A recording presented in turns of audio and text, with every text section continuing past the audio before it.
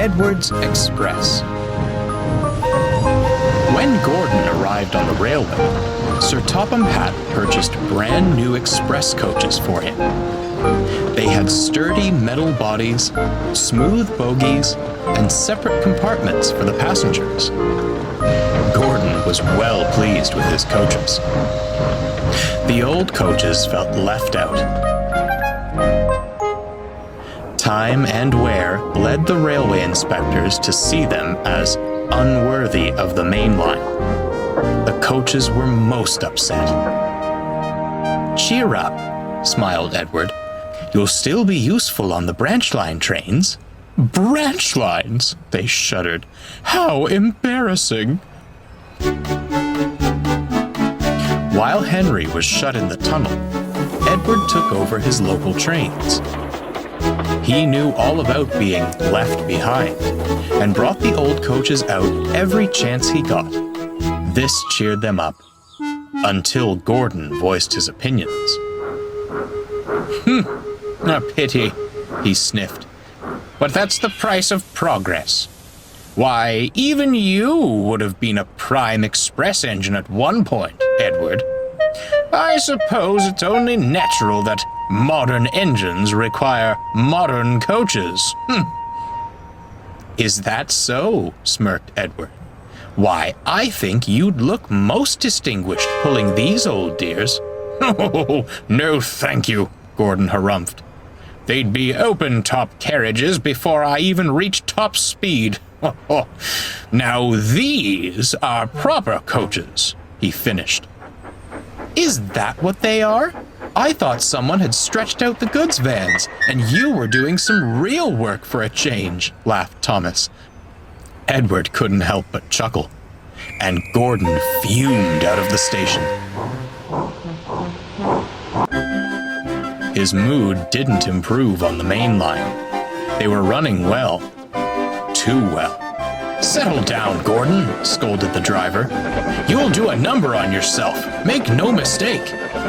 Real work," muttered Gordon. "I'll show those engines a thing or two about real work."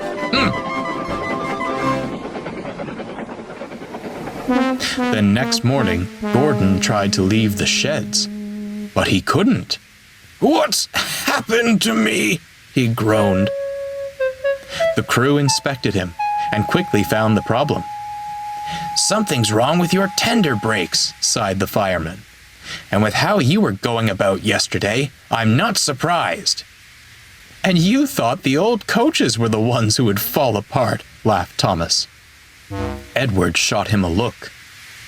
"This is no time for teasing, Thomas. The express must go out on time." "And how?" grunted Gordon. "You aren't strong enough to pull those coaches, Edward."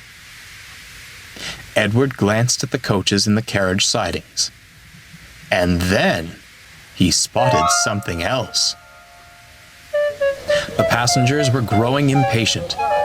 There was no train ready for them, and it would soon be time to leave. The fat controller had just stepped out of his office to see what the matter was, when he saw a most peculiar sight.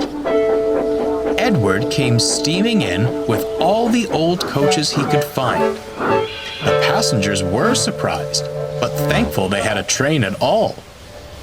They hurriedly boarded the coaches, and the fat controller smiled. "Well done, Edward. Most resourceful of you. Don't push yourself too hard now." "I may not match Gordon's pace, sir," smiled Edward, "but I'll have a jolly good try." The guard blew his whistle, and Edward started away.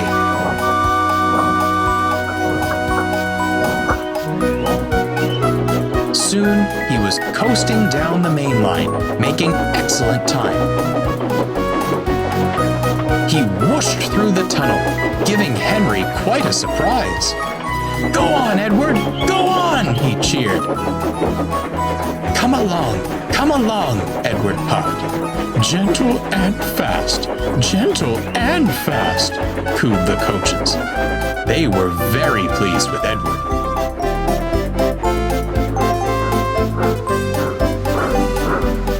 At the last station, the passengers cheered and thanked Edward. The engine at Vickerstown was most amused, but looked on with admiration. Edward just smiled. He was thankful for a rest. When he returned to Sodor, Edward spoke kindly to the old coaches. "Well, dears, how did you fancy a return to the glory of the Express?" "Oh, it was lovely, Edward," smiled one. "Although," added another, "perhaps you were right. Some leisurely branch line work sounds most enticing." "Well," Edward laughed, "I'd say it's time for a well-earned rest in the carriage shed. Come along." That won't be necessary." Gordon slunk up alongside. "The Fat Controller has given me temporary reprieve from the rigors of mainline work to rest my wheels," he stated grandly. "I shall escort these fine coaches." "That's not what he said," smirked Thomas. "He said you were to shunt in the yard until you learned not to be so big in the smoke box." "Take us away, then. Double quick, chop chop," ordered the old coaches. Edward and Thomas laughed. Gordon went red in the face and shuffled silently away.